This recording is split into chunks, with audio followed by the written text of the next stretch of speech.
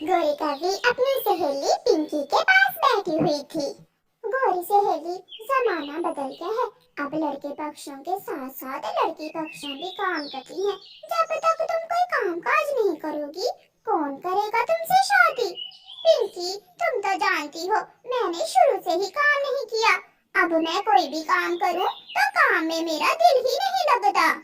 जब गोरी कवि घर जाती है तो उसकी माँ भी गोरी कवि से यही बात कहती है।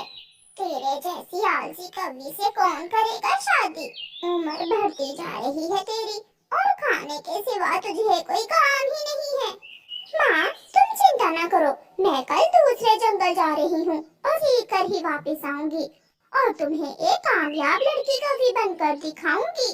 फिर दूसरे दिन गोरी कवि दूसरे जंगल जाने की तैयारी करती है। लाल पर्स, आंखों पर लाल ऐनक, बन सवर कर गोरी कवि अपनी माँ से कहती है, माँ, मैं जा रही हूँ। जब तक मैं कुछ बन नहीं जाती मैं लौट कर नहीं आऊंगी। जाओ जाओ, अब ऐसा न हो कि पिछली बार की तरह शाम तक नदी पर बैठने के बाद घर लौट आओ। गोरी कवि घर से निकलती है। वो सीधी ऑटो स्टॉप पर जाती है। कुछ देर इंतजार करने के बाद गोरी कवि एक ऑटो पर बैठ जाती है। भाई जी, मुझे पहाड़ों वाले जंगल ले जाओ। ऐसे गोरी कवि थोड़ी ही देर में पहाड़ों वाले जंगल में पहुंच जाती है। वो ऑटो से उतरकर इधर उधर देखती है। वो जंगल गोरी कवि के लिए नया जंगल था। सामने एक कबूतर का होटल था। मैं सामने उस होटल पर जाती हूँ और कबूतर से पूछती हूँ, शायद वो कबूतर मुझे काम पर रख ले। ऐसे सोचकर गोरी कवि कबूतर के होटल पर जाती। कबूतर कबूतर, मैं घर से कोई काम करने निकली हूँ। मैं बहुत मेहनत से काम करूँगी। क्या आपके पास कोई काम है? अगर तुम काम करना चाहती हो तो मुझे रिसेप्शन के लिए एक लड़की कवि की जरूरत है। तुम मेरे होटल में रिसेप्शन पर काम कर सकती हो। ये सुनकर गोरी कवि बहुत खुश होती है और कबूतर के होटल में रिसेप्शन पर बैठ जाती है। थोड़ी देर बाद गोरी कवि अपने बैग से अपना मोबाइल निकालती है और उस पर गेम खेलने लगती है। वो भूल जाती है कि वो तो यहाँ काम करने आई है। कवि, क्या यहाँ पिज्जा मिल जाएगा? सामने मेन्यू लगा हुआ है, देख लो। अंधी हो? देखे बिना गेम खेलते खेलते गोरी बुलबुल से ऐसे कहती है, आप यहाँ किस लिए बैठी हुई हैं? आप बता दे, मैं पढ़ी हुई नहीं हूँ। मनहूस, तेरी वजह से मैं गेम हार गई हूँ। आज पहली बार मैं ये कार रेस गेम जीतने वाली थी, मगर मोटी तेरी वजह से हार गई हूँ। ऐसे कहते हुए गोरी कवि आगे बढ़ती है और बुलबुल की दो चार लगा देती है। रोती हुई बुलबुल कबूतर के पास जाती है। बहुत मारा मुझे उस कवि ने जो रिसेप्शन पर बैठी हुई है, बहुत मारा है। कबूतर ये सुनकर गोरी कवि के पास आता है।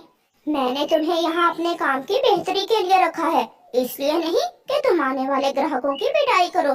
भाग जाओ यहाँ से, अभी के अभी भाग जाओ यहाँ से। गंदी आंखों वाले, शक्ल देखी है अपनी? मुझसे ऊंची आवाज में बात की तो गंदी आंखें निकाल दूंगी मैं तेरी। मैं तेरे होटल पर काम करने के आ गई, तूने समझा मैं कोई कमजोर कवि हूँ? चल चल, निकल निकल यहाँ से, बड़ी आई कवि कहीं की। मैं भी तेरे होटल पर काम नहीं कर सकती। सुबह से धुएं में बैठ बैठ कर सारा रंग काला हो गया है मेरा। गोरी कवि अपनी चीजें उठाती है और वहाँ से निकल जाती है।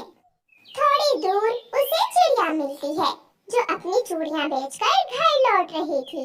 गोरी कवि चिड़िया से कहती है, चिड़िया चिड़िया, मैं दूसरे जंगल से आई हूँ। माँ कहती है कि लड़कियों को भी काम करना चाहिए। क्या तुम्हारे पास कोई काम है?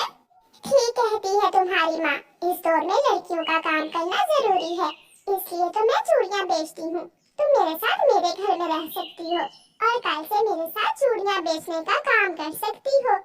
ये सुनकर गोरी कवि खुश हो जाती है। उसे रहने को छत भी मिल गई थी और काम भी। ऐसे गोरी कवि चिड़िया के साथ चली जाती है। घर जाकर चिड़िया गोरी कवि को खाना देती है और सोने के लिए नरम नरम बिस्तर। गोरी कवि थकी हुई थी, इसलिए लेटते ही वो सो जाती है। सुबह हो जाती है। चिड़िया गोरी कवि को आवाज देती है, कवि कवि उठ जाओ, मैंने आपकी चूड़ियों की टोकरी तैयार कर दी है। चिड़िया, मुझे ये चूड़ियां कहाँ बेचनी है? मैं जंगल की पूर्व वाली दिशा में जाऊंगी और तुम पश्चिम वाली दिशा में जाना। ऐसे चिड़िया अपनी टोकरी लेकर चली जाती है और गोरी कवि भी अपनी टोकरी लेकर काम पर निकल जाती है। थोड़ी दूर लूसी कबूतरी गोरी कवि को रोक लेती है। कवि कवि, क्या तुम्हारे पास हरे रंग की चूड़ियां हैं? गोरी अपनी टोकरी में देखती है।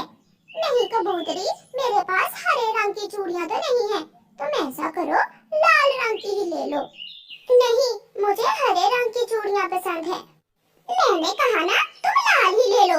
अगर चूड़ियां लेना ही नहीं थी तो मुझे रोका क्यों था? अब तो चूड़ियां लिए बिना यहाँ से नहीं जा सकती तू। ये क्या बात हुई? तुम मुझे रोकर तो दिखाओ, मैं लाल रंग की चूड़ियां नहीं लूंगी। लूसी जब जाने लगती है तो गोरी उसे गिराकर उसके ऊपर बैठ जाती है और उसे मारना शुरू कर देती है।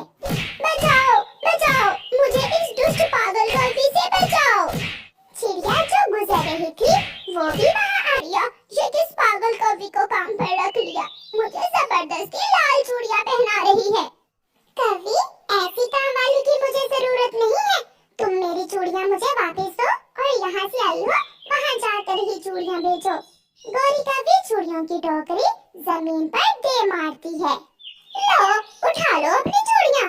रात तेरे घर से खाना खाया था, वरना अभी बताती तुझे, छोटी बदसूरत चिड़िया। गोरी कवि गुस्से में वहाँ से चली जाती है। वो बहुत परेशान होकर नदी पर जाकर बैठ जाती है। अब तो माँ मुझे घर में भी नहीं जाने देगी। क्या करूँ? जो भी काम मिलता है कोई ना कोई गड़बड़ हो जाती है। गोरी कवि वहाँ बैठी हुई थी कि वहाँ एक कौवा